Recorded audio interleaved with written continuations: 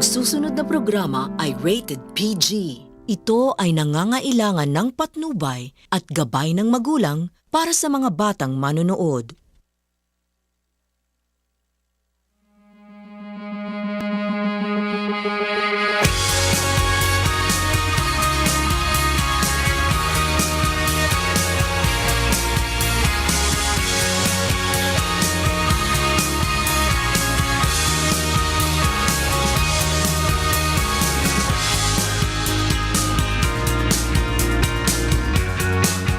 As the saying goes, a perfect picture is worth thousands and thousands of words.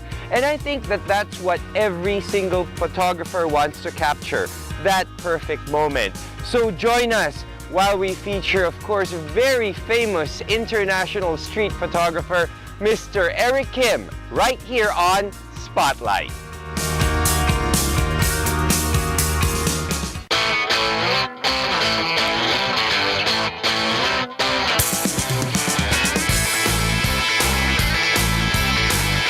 I'm Reggie Tongol, a lawyer by profession, TV host by advocacy. I'm William Theo. I am a journalist, a commercial model, and also a realtor.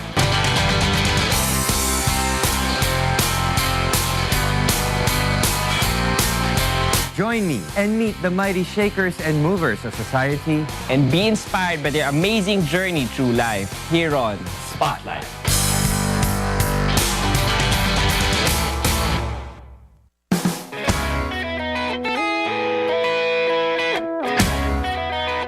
For LA-based international street photographer Eric Kim, a fancy camera is not a necessity in street photography. All you need is passion and curiosity for everyday life. I've always been drawn to people. I consider myself quite extroverted. I just like people. On the bus, the subway, in public, you know, you see a certain person with a certain face, a certain look, a certain emotion, old couple holding hands, you know, kids playing in the rain, stuff like that. For some reason, I had a real huge urge to kind of capture those moments. You know, I thought something so beautiful, so unique about it. Eric has traveled the world and shot in major cities such as Tokyo, Seoul, London, Paris, Venice, and Florence. He is a respected figure in the community of street photography and one of the most sought-after workshop instructors of the genre. So Eric, where did you start? Let's talk about the early years. Where did you grow up and how was it like growing up? I'm Korean American. Parents both from Korea, met in the States, and I was born in, you know, San Francisco Bay Area. And kind of growing up in America, you know, of course having Asian parents, like, okay, you have to either be a doctor, a lawyer, a scientist, whatever. But kind of early on, I had a real huge love for art. Actually, growing up, I was really into drawing and, you know, sketching, and, you know, it was something that I was really passionate about.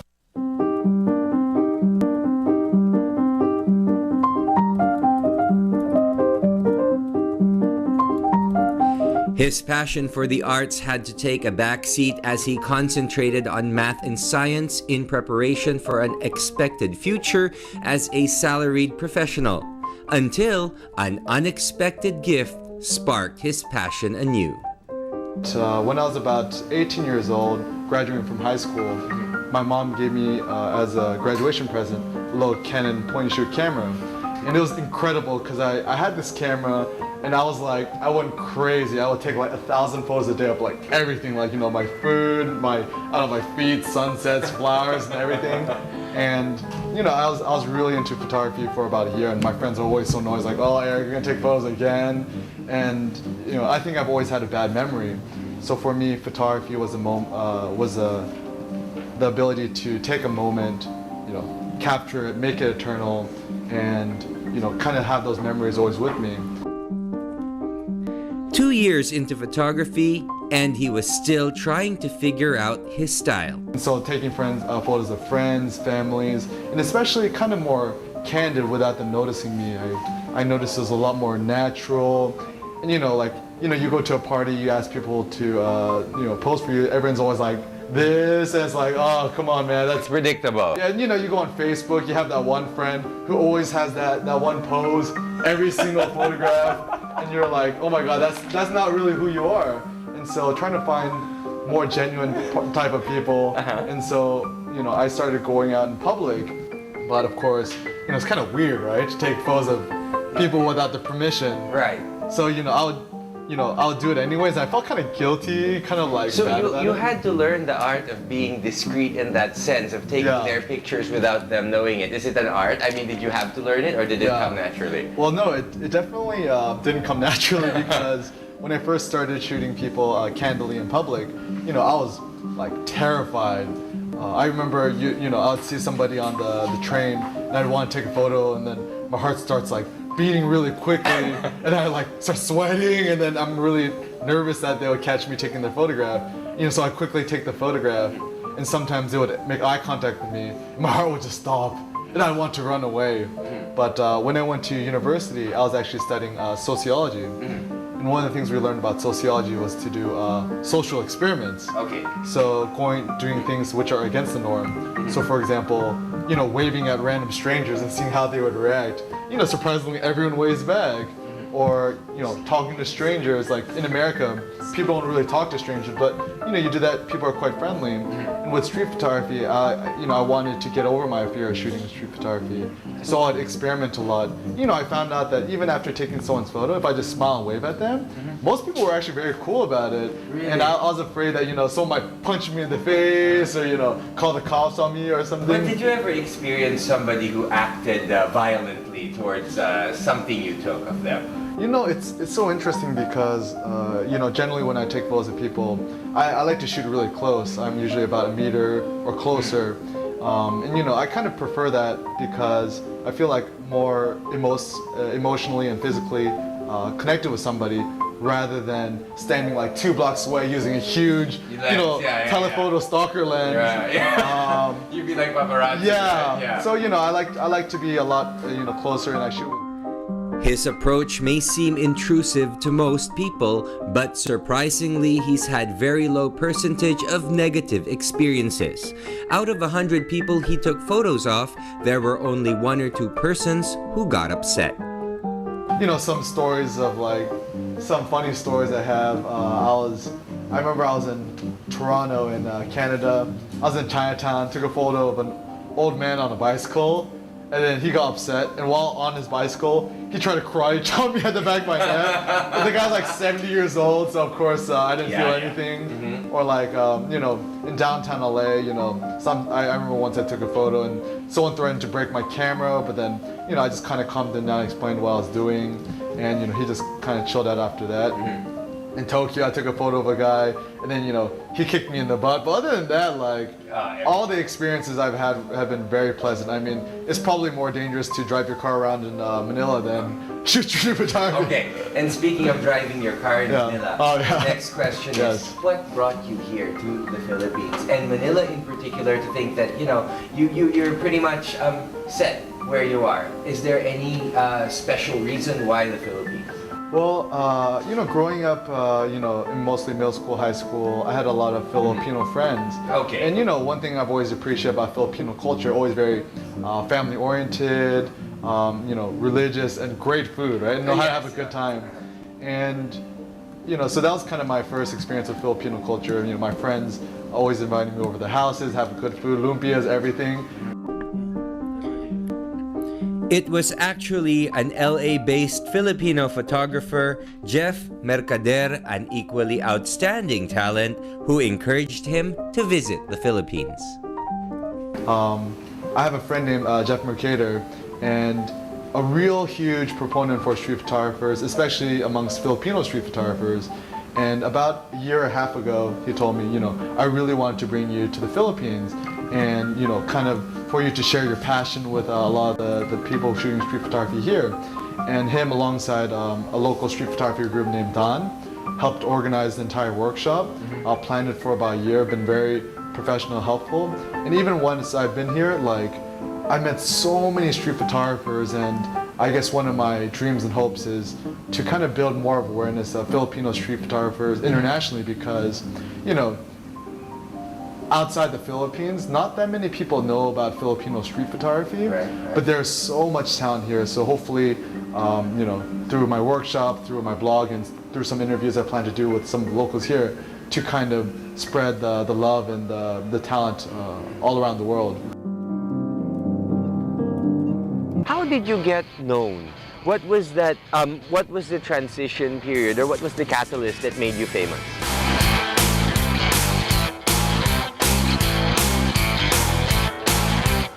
Rated G, mga palabas yan na pwede sa lahat. Rated PG, kailangan nakaabang ka para sagutin ang mga tanong nila. Rated SPG, dahil may mga programang masiselan. Para sa matalinong panonood. Sulitin ang free short courses program ng Aksyon ni Kuya. Mula sa programang Good Morning Kuya at sa pakikipagtulungan ng Pauline Joy Training and Assessment Center at Sophia Training Consultancy and Review Center Corporation. Magtapos ng maikling kurso, agad na makatulong sa pamilya mo.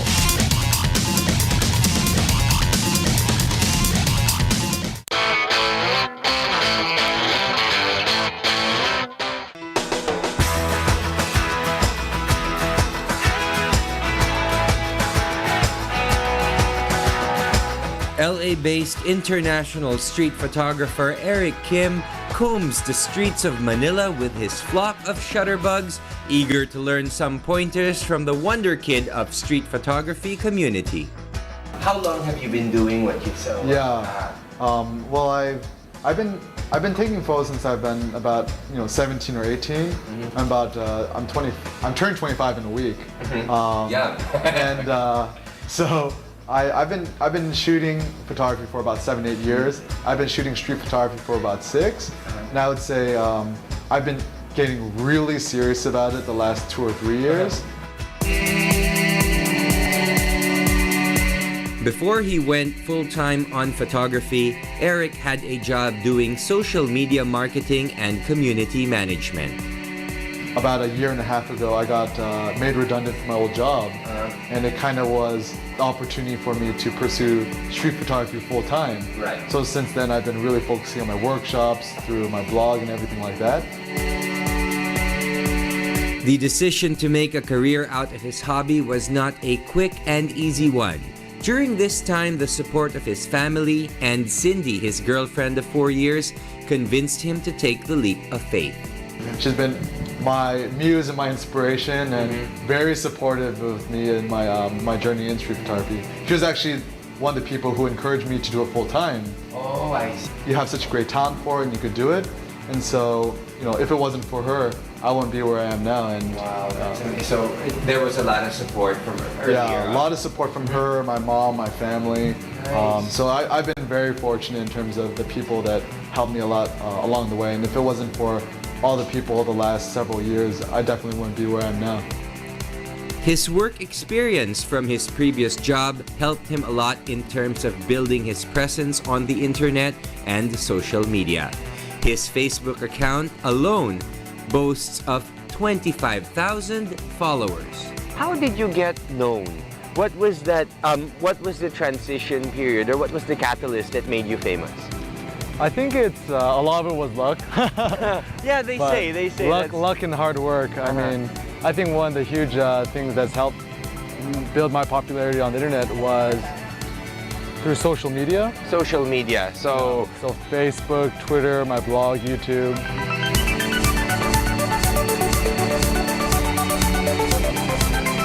did you know exactly how to channel your passions from the time that you were being young? Because I mean, for me, as a person, I've tried so many things. It wasn't clear to me at a young age what I really wanted to do. I mean, I had some idea, an abstract idea, but I didn't really know how to get there. So was it clear cut for you from the very start?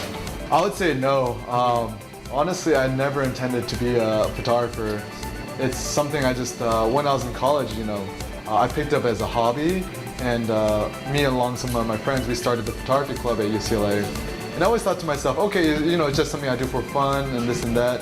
And I think, when it comes down to it, I've always kind of known that, interacting with people, teaching, building a community has always been my passion. So it really hasn't been clear cut. And I think I've just been really lucky too, because I've had so many wonderful opportunities and met the right people at the right time. Right. Like, It's important. you know, like one thing I think about is, you know, most of the people on the internet know me through my blog and through social media. And even when I started my blog, there are really no blogs on street photography. So that was another good thing. And, you know, once again, like, Pioneer. yeah, or like, no, I just, yeah, and, you know, so many people have been so supportive through me, through my life. And, you know, even coming here to the Philippines, once again, it's not something I really thought of. But if it wasn't for Jeff and the rest of the guys from Don, it wouldn't have happened. So this entire time, it's been really lucky for me. But there's a saying I like from a Roman philosopher named Seneca is, luck is when preparation meets opportunity. So I'd say in terms of preparation, of course, working really hard, studying hard, and reading a lot of books. That's the preparation part, but the opportunity has been meeting the right people at the right time, you know, the right opportunities and stuff like that. So yeah, it's been very rocky, and even the next few years, I don't know where it's gonna lead me, but You're you know, excited. I'm pretty You're excited. excited. Yeah. Okay.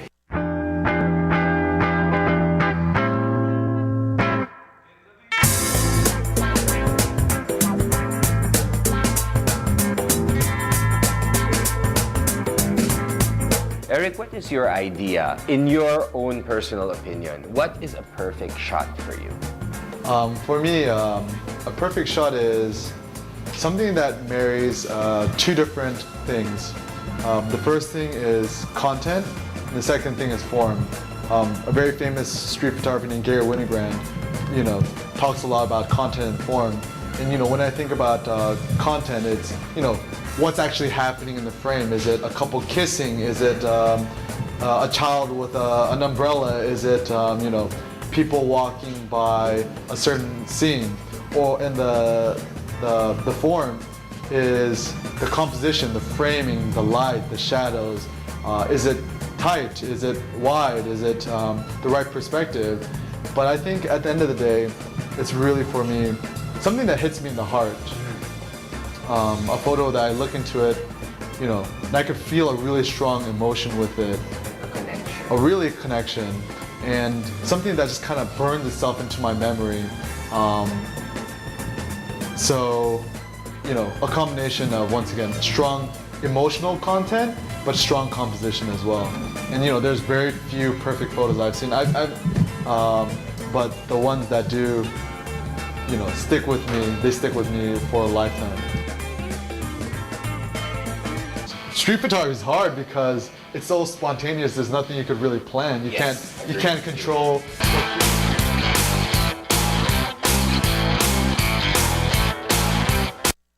Sa SALN, kita kong may hidden wealth ang government official. Di ba dapat hindi hidden ang SALN mula sa media? Sa Supreme Court, walang ni-release in 20 years. Sa ibang agencies, pahirapan talaga. Isabatas na ang Tanyada Bill o Freedom of Information para bukas ang impormasyon ng pamahalaan.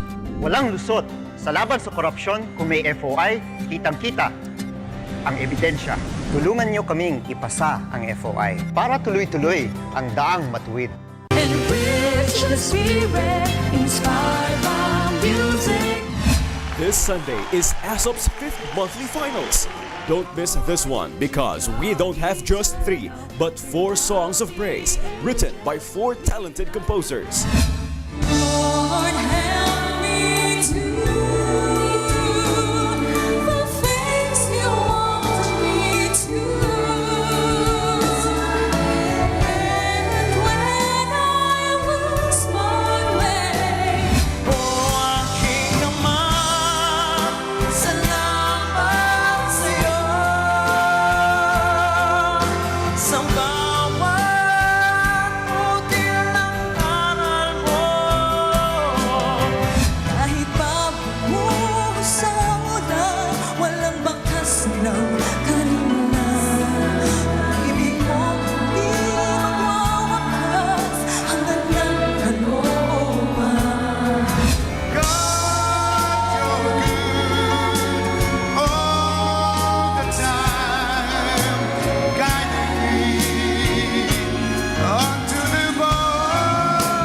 Don't forget to tune in at 7 p.m. on UNTV, your public service channel.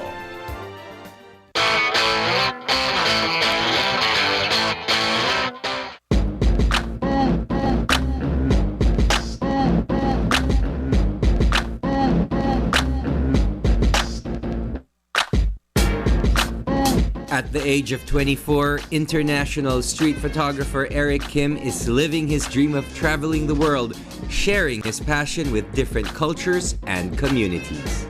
So Eric, do you go all around the world to take pictures?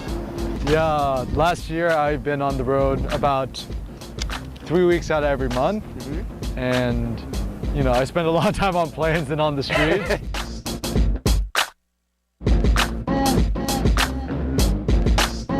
What's your mission in life, Eric? Is there like a long-term plan for you? Like if you reach a certain age, is there some sort of outline of where you see yourself?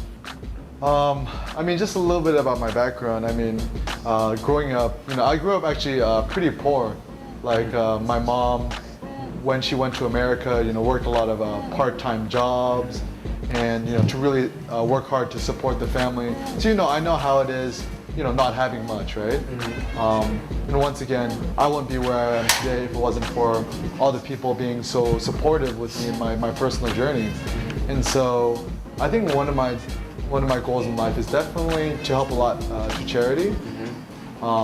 You know, whether it be you know, just supporting certain programs, and I think more than that, maybe donating my time, because I think time is the most valuable. Yes, I agree. I agree. So yes. yeah, so when I was in Los Angeles, before I started traveling extensively, I taught photography to a disadvantaged high school in Los Angeles, and I'd have to say it was one of the most rewarding experiences of my life. A lot of these kids were in gangs, doing drugs, violence, and seeing how photography was a way to inspire them to explore a different way in life. And a lot of them, after pursuing photography, you know, their lives started to get a lot better, stop taking drugs, stay away from gangs. A lot of them are pursuing to be photographers. That's one of my goals.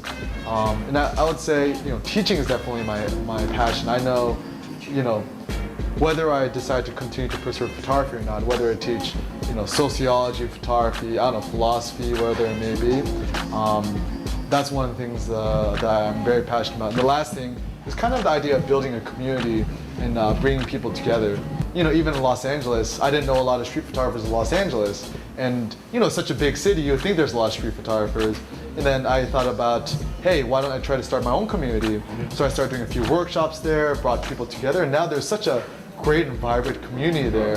And it's something that makes me so happy. And I don't think my purpose in life is just to make myself, you know, more famous or whatever, but trying to promote other people. And especially when I've been here in Manila in the Philippines, there's so many street photographers and groups, and I've noticed that ever since I've been invited here, we've had a lot of get-togethers, a lot of meetings. So being able to it's very see everyone, warm. being able to bring everyone together is something that makes me very happy. And I think maybe that's one of my ultimate goals in life, to bring people together.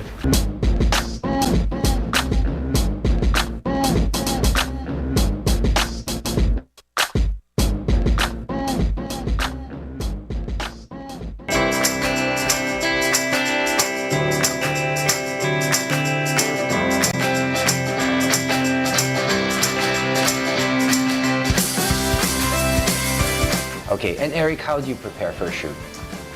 When I'm shooting on the streets? Well, generally when I go out and I shoot, I like to work in terms of projects. So I think, you know, generally street photography, one of the beauties is that it could be very spontaneous. You know, you don't always have to plan before you go out and shoot. But nowadays, I like to combine both methodologies that, you know, I like to be sporadic. I like to go down certain streets that, you know, I just feel inspired to go down. And I like to have an open mind, but at the same time, I like to kind of have a theme or project in the back of my head to at least be a general compass in terms of where I want to head.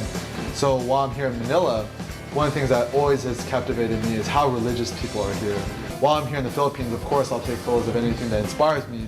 So when I'm out shooting the streets, I look for what they call decisive moments, kind of the perfect moments where everything just kind of comes together in terms of people's facial expressions, the light, the composition, the frame, the things in the background. That's always what I'm kind of hunting for.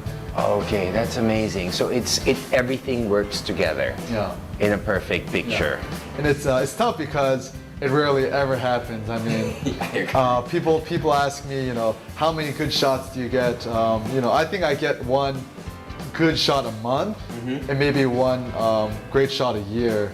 And you know, Street photography is hard because it's so spontaneous. There's nothing you could really plan. You can't control what people are dressed that day. You can't control the light. You can't control, so many other things. True. But all you can control is where you stand and when you click the shutter. Exactly. And when you're gonna be on the street, let's say from 9 to 5, it's night. That's the only thing that you can plan. It's, so it's very rare that you make a perfect photo. And I don't think I've made a perfect photo yet, but hopefully sometime within my lifetime I could do that.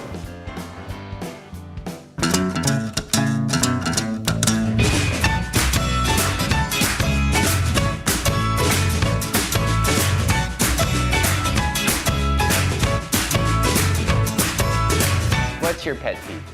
My pet peeve is people who don't have skin in the game. Okay. When it comes to having skin in the game, it means kind of leading by example, not just by your words. Okay, yeah. So, of course I'm not perfect myself. I contradict myself all the time and, it's something I'm really working on. But a lot of people, talk the talk, but they don't walk the walk.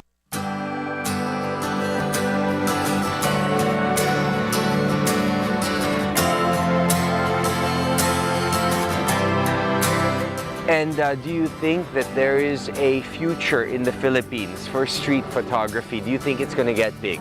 Oh yeah, I think out of all the countries I've been to, the Philippines has been incredible because not only are people, just so active when it comes to the street photography community, there's so many Facebook groups for street photographers, a lot of people who have the passion, the drive, the energy.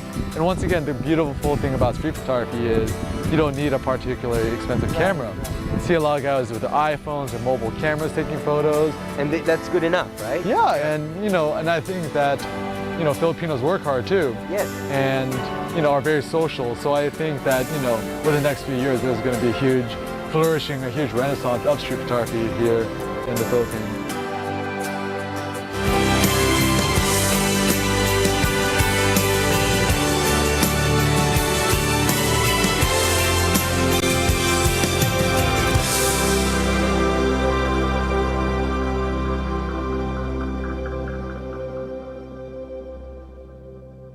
So Eric, basically you just hold this and then look down and then look for a subject. You wait for a guy to come, and so bring it up, and then now, click.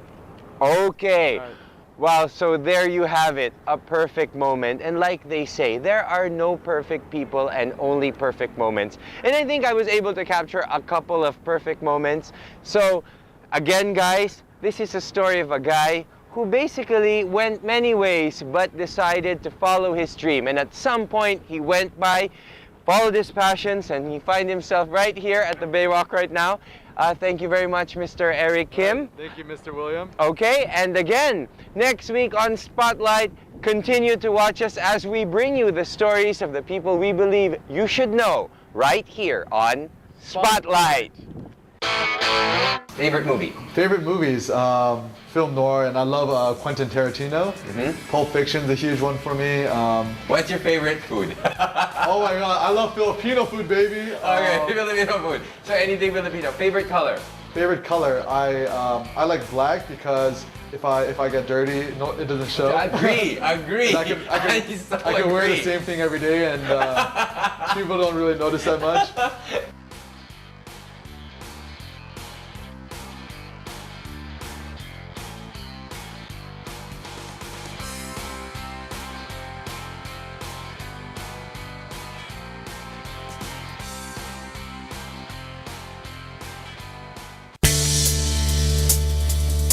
Be amazed by the original composition